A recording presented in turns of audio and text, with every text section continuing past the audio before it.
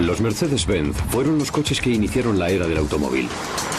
Desde 1886 han cambiado muchas cosas, pero dicen que el espíritu de Gottlieb Daimler y Karl Benz pervive en todos ellos.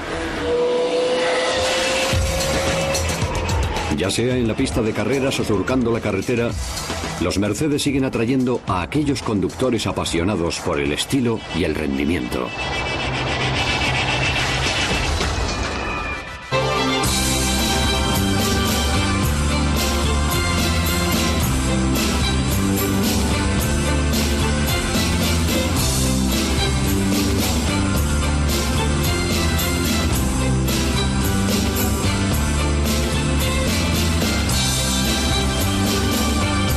Grandes coches.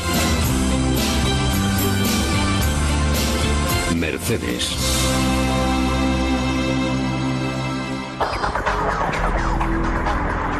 La historia de Mercedes-Benz se basa en la calidad, en el rendimiento y en la lucha por mantener un estándar de excelencia que comenzó hace más de un siglo con las palabras de Gottlieb Daimler: lo mejor o nada.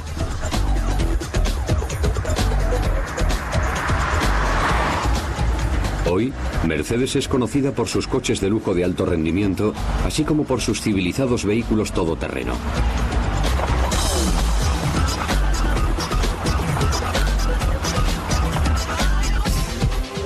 Aunque la empresa tiene la vista puesta en el futuro, nunca ha olvidado su pasado.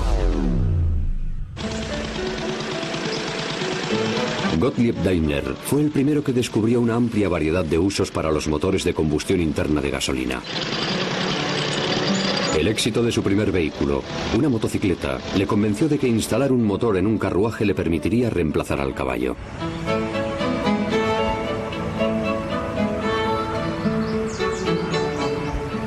A menos de 100 kilómetros de distancia, Karl Benz desconocía la labor que estaba llevando a cabo Daimler. Estaba desarrollando su propio vehículo. Mientras Daimler colocaba su motor en un carruaje, Benz estaba fabricando el primer automóvil del mundo partiendo de cero. Aquí aparece en una celebración muy posterior. Se condujo por primera vez a finales de 1885 y en el aniversario del día que Benz patentó su motomóvil. El carruaje sin caballo de Daimler debutó varios meses más tarde. Daimler vendía sus motores en todo el mundo, especialmente en Francia, que era el mercado en el que el automóvil tuvo más éxito. La primera carrera de automóviles del mundo tuvo lugar en Francia en 1894. En el acontecimiento intervinieron muchos vehículos que funcionaban con gasolina y vapor y que recorrieron los 125 kilómetros que separan París de Rouen. Carreras como aquella contribuyeron a convencer al mundo de que el automóvil resultaba práctico.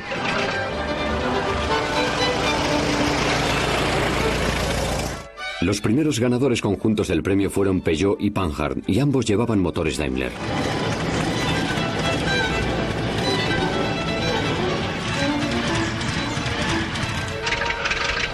Mientras Daimler buscaba nuevos usos para sus motores, Karl Benz se centró en fabricar coches y pronto se convirtió en el fabricante líder de la naciente industria automovilística. En 1900, Benz ya había fabricado más de 2000 vehículos y se había convertido en el mayor productor de coches del mundo. A principios del siglo XX, los coches no eran más que juguetes para los ricos, a quienes gustaba exhibir sus trofeos en elegantes desfiles que se organizaban en centros de vacaciones como Niza o Baden-Baden. Les proporcionaban la ocasión de deslumbrar al común de los mortales.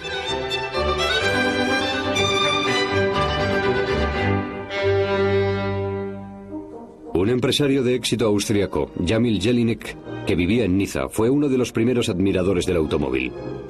Se ofreció a adquirir 36 coches a Daimler si fabricaba un modelo que ganase la siguiente carrera local.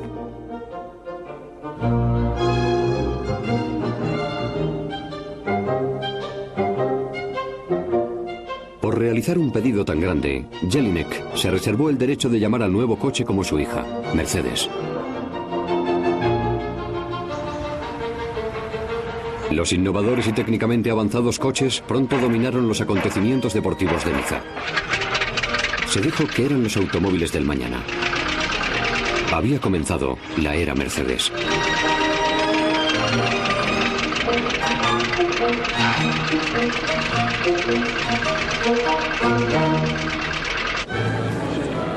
Las carreras eran el campo de pruebas de los automóviles y la competición más importante a principios del siglo XX era el Grand Prix del Automóvil Club de Francia.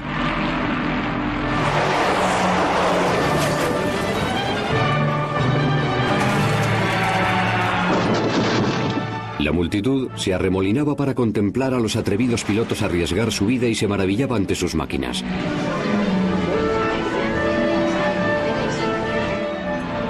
En el Grand Prix de 1908, Christian Lautensbacher condujo un Mercedes a la victoria y registró una velocidad media de 110 km por hora. Los coches Benz terminaron en segunda y tercera posición.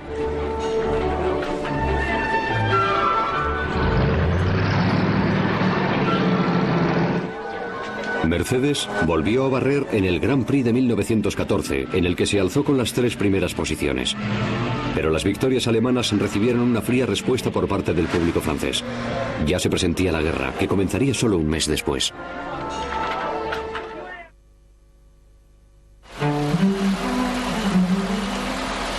En 1919 volvió la paz y el optimismo reinante en todo el mundo disparó la demanda de coches nuevos. Las técnicas de producción en serie de Henry Ford empezaron a propagarse por Europa. Aunque Alemania se encontraba económicamente hundida, contaba con más de 80 fabricantes de coches. Desgraciadamente, muy pocos alemanes podían permitirse un coche. Para poder sobrevivir, los 2 pioneros de la industria, Daimler y Benz, decidieron sumar fuerzas. La nueva empresa Daimler-Benz se creó en 1926. El origen de la famosa estrella de 3 puntas no está muy claro. Unos creen que se trata de la estrella de la suerte de Gottlieb Daimler. Otros creen que se refería a los viajes por tierra, mar y aire. Se combinó con la corona de laurel de Benz y el nombre de Mercedes-Benz acabó adornando una serie creciente de modelos.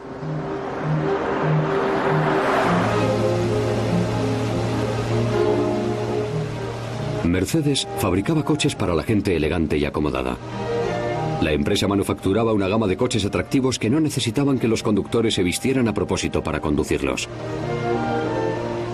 Podían llevar ropa de calle normal, arrancar y partir. Ya no tenían que darle a la manivela ni ponerse gafas, cascos y abrigos pesados. Conducir se había vuelto civilizado y divertido. Los coches que salían de la planta de producción en serie conjunta permitieron a Daimler-Benz sobrevivir y prosperar. Se empezó a desarrollar modelos nuevos y atractivos. Mercedes inauguró la era de los supercoches en 1927 con el SK y después con el todavía más potente SSK. Se trataba de coches fuertes que atraían a pilotos aristocráticos como Manfred von Brauchitsch, quien en 1990 volvió a reunirse con el coche que había conducido a la victoria en 1929. Con 95 años, von Brauchitsch viajó a un pueblo de las afueras de Salzburgo para intervenir en una recreación de la escalada de Geisberg.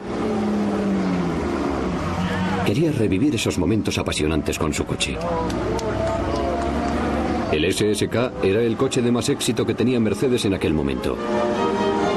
Aunque estaba diseñado para la carretera, se labró su reputación en las carreras. Los SSK participaron en más de 90 carreras y ganaron en innumerables ocasiones. Cuando se contempla el SSK avanzar en la niebla, se comprende por qué sus motores turbo de 6 cilindros fijaron el listón tan alto tanto en carretera como en la pista en los años 20.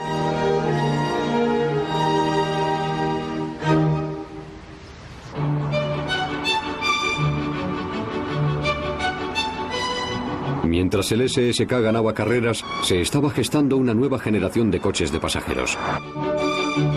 En 1934, Mercedes lanzó el Roadster 500K Special, que en la actualidad constituye uno de los coches del mundo más codiciados por los coleccionistas.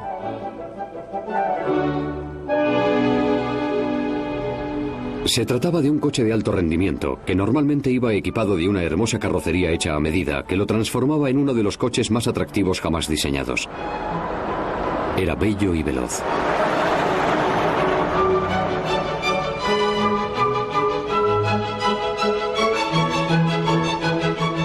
Tenía un potente motor de 8 cilindros y 5 litros que generaba una potencia de 100 caballos.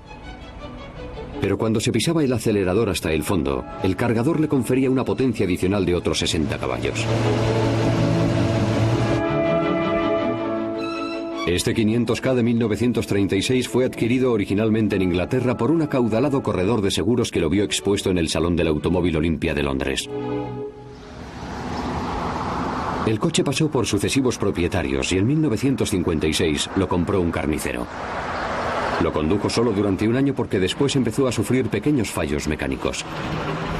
En lugar de repararlo, lo guardó en una caseta detrás de su casa y no volvió a tocarlo. El coche fue redescubierto en 1988 en bastante malas condiciones. Estaba oxidado y los ratones habían agujereado los asientos y roído la tapicería. A pesar de su mal estado, un coleccionista privado pagó unos 2 millones de euros por él. Hoy se estima que el coche restaurado del carnicero está valorado en casi 3 millones de euros.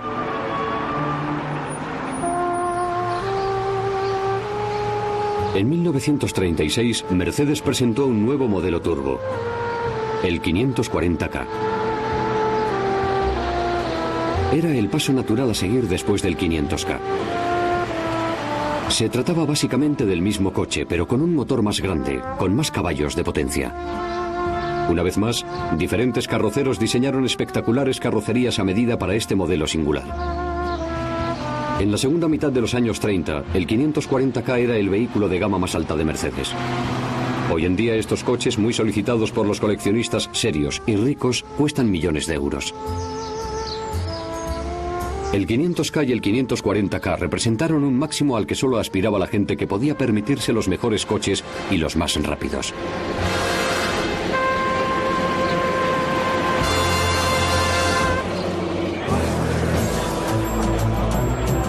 A la vez que diseñaba los mejores automóviles de pasajeros, Mercedes también fabricaba unos coches de carreras revolucionarios que se llamaron Silver Arrows. Entre 1934 y 1939, estos aerodinámicos coches dominaron las carreras de los Grand Prix de Europa. Estaban hechos de materiales exóticos que resultaban demasiado caros para los coches de pasajeros de la empresa, pero que proporcionaban a los potentes coches de carreras una ventaja clave en el rendimiento. Una versión especialmente preparada del Silver Arrow fijó el récord del mundo de velocidad en 429 km por hora en 1938.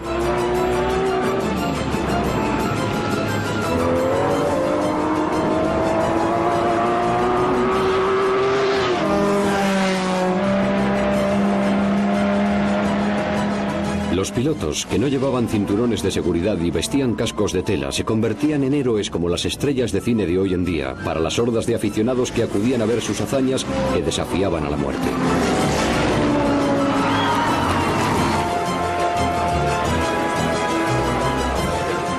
Todo acabó cuando se desencadenó la guerra en Europa.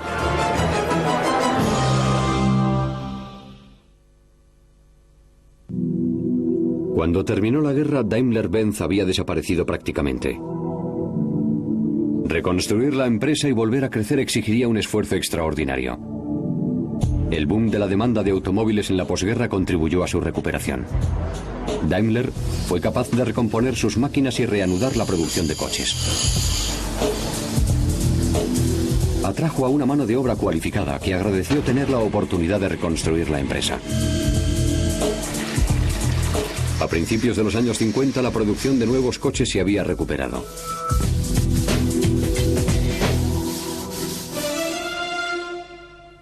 La empresa fabricaba coches para distintos presupuestos.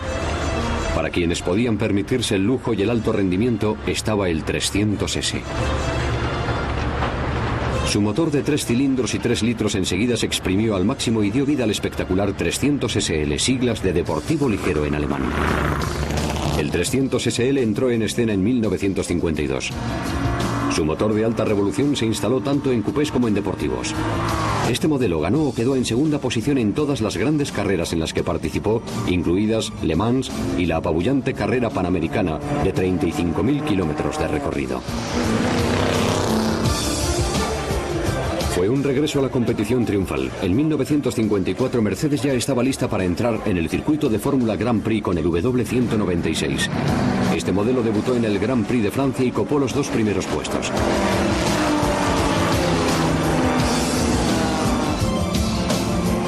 Mercedes atraía a los mejores pilotos, como Juan Manuel Fangio, que dejó el equipo Maserati para unirse al equipo alemán. Su primera temporada en Mercedes con el W196 le deparó el título de campeón del mundo. En 1955, Mercedes continuó destacando en las pistas de carreras mundiales. Creó grandes expectativas a su regreso a Le Mans, donde competiría con los mejores coches del mundo, como Ferrari, Porsche o Jaguar, y con los mejores pilotos.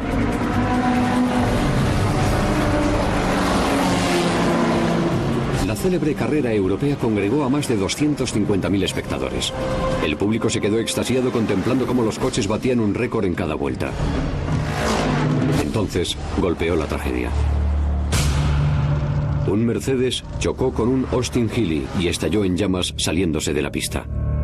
El coche incendiado arrasó las gradas, donde mató a 80 personas e hirió a cientos más. Mercedes se retiró de la carrera y de la competición en general. La empresa tardaría 40 años en volver a la Fórmula Grand Prix. Pero las carreras inspiraron la creación de un nuevo coche. Utilizaba el mismo chasis tubular y estilo de carrocería que los coches de la carrera panamericana. Un volante ajustable ayudaba a los pilotos a entrar y salir. Llevaba un motor de inyección de 3 litros que lo convertía en una estrella. Había nacido el 300 SL. Sus distintivas alas de gaviota lo convirtieron en uno de los coches más espectaculares de su época. Aunque Mercedes se había retirado de las carreras, había propietarios privados que competían con el 300 SL en circuitos de todo el mundo. Su pedigrí como coche de carreras le ayudaba a sobresalir entre la competencia. Y su velocidad máxima de 256 km por hora le convertía en un serio adversario de los Corvette y otros coches de carreras de la época. Se convirtió en un objeto de culto para las celebridades y los aficionados a los coches. Muchas de las 1.400 unidades del modelo 300 SL que se fabricaron han sobrevivido hasta la actualidad. Su estilo y su fiabilidad en la carretera les han hecho muy populares entre los coleccionistas, a quienes les encanta reunirse para conducir juntos sus preciadas posesiones. Un 300 SL Gullwing Coupé en perfecto estado puede alcanzar un precio de más de 200.000 euros. Por eso merece la pena conservarlos relucientes. Las puertas de gaviota resultaban espectaculares, pero había gente que prefería algo más convencional. En los modelos deportivos 190 SL y 300 SL, las revolucionarias alas de gaviota fueron reemplazadas. Algunos tenían capota dura desmontable. Estas nuevas versiones también resultaron muy populares y codiciadas por los coleccionistas. A finales de los años 50, Daimler-Benz estaba trabajando en un sustituto para su famosa línea de berlinas. Era una línea que había dado grandes satisfacciones a la empresa, pero necesitaba modernizarse.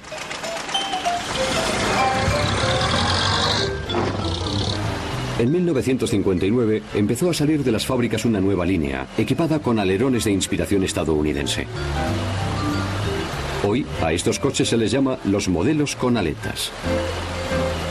Pero su aspecto más relevante se encontraba bajo la elegante y espaciosa carrocería.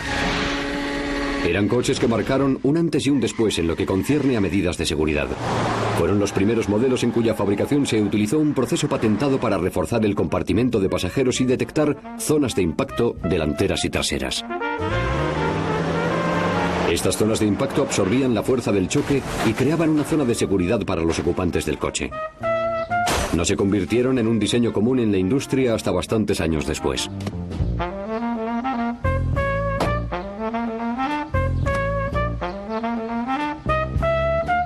Los interiores también resultaban mucho más seguros.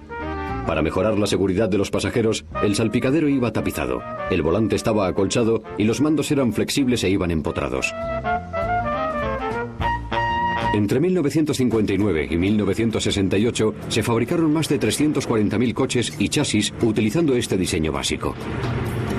Esto mantuvo ocupada a la fábrica y además sirvió de base para un nuevo deportivo actualizado.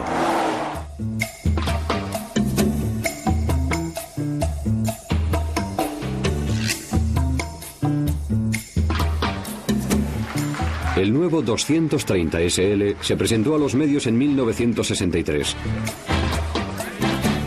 Fue un modelo que tuvo que luchar por eclipsar a sus legendarios predecesores, el 300 SL y el 190 SL. Además, existía la dificultad añadida de que se trataba de una solución de compromiso. No era ni un coche deportivo de alto rendimiento ni una cómoda berlina de boulevard. Tenía un poco de ambos. Ofrecía confort, seguridad, un buen rendimiento y un estilo atractivo, aunque un poco polémico.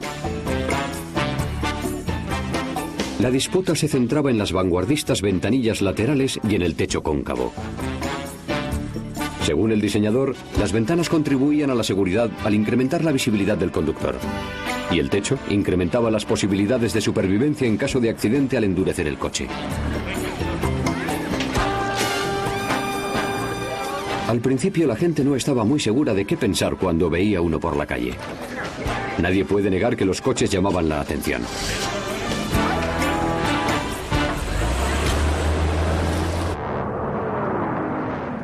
Si bien el 230 SL y su sucesor el 280 SL no fueron famosos por su rendimiento, sí que registraron algunos éxitos en rallies. En 1963, un equipo dirigido por Eugen Böhringer guió a Mercedes en una serie de carreras que le consagraron como campeón de Europa de ese año y que incluían una victoria en el rally Sofía-Lieja.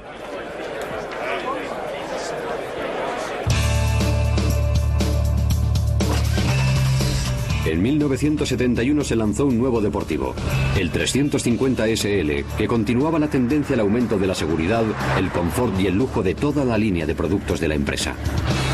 El bajo consumo también era una preocupación a causa del incremento del precio de la gasolina. Aupados en el lujo y el rendimiento, estos modelos ocuparon un nicho de mercado que ninguna otra empresa sabía satisfacer.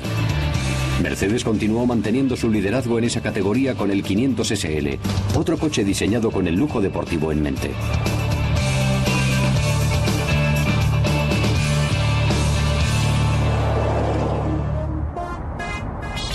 Aunque se había convertido en una potencia mundial en el segmento de lujo y alto rendimiento, los ejecutivos de la empresa creyeron necesario buscar un socio que les ayudase a competir en el mercado internacional. En noviembre de 2000, Daimler-Benz y Chrysler se unieron en lo que se denominó una fusión entre iguales. Su objetivo era proporcionar a cada socio algo esencial que le faltaba. Chrysler obtenía una mayor presencia fuera de Estados Unidos y Daimler-Benz se beneficiaba de una sólida experiencia en el mercado de masas, a la vez que se abría las puertas al mercado más grande del mundo, Norteamérica. La cultura empresarial de Chrysler y su capacidad para conseguir resultados de forma rápida y barata fue lo que atrajo a Daimler, pero muchos de los altos ejecutivos del socio estadounidense se marcharon o fueron despedidos tras la fusión. Hay quien cree que esta es una de las razones por las que la fusión no funcionó como estaba previsto. Aunque la relación pasó por altibajos, Mercedes pudo desarrollar una nueva gama de vehículos que incluían un todoterreno de lujo. Surgió toda una gama de modelos nuevos, muchos de ellos con opciones de rendimiento que lograron que conducir volviera a resultar divertido. La pasión renovada de Mercedes por el rendimiento quedó de nuevo demostrada con una impresionante variedad de coches cada vez más potentes. Algunos empleaban la tecnología utilizada en sus coches de carreras de Fórmula 1, lo que proporcionaba a los nuevos modelos una conducción y una velocidad de categoría mundial, en un claro intento de combinar la herencia con la tecnología moderna. Mercedes-Benz simboliza el puente entre los orígenes del automóvil a finales del siglo XIX y la alta tecnología del mundo del futuro. Confiamos en que continúe guiándose por el lema de Gottlieb Daimler de que se debe fabricar lo mejor o nada de nada.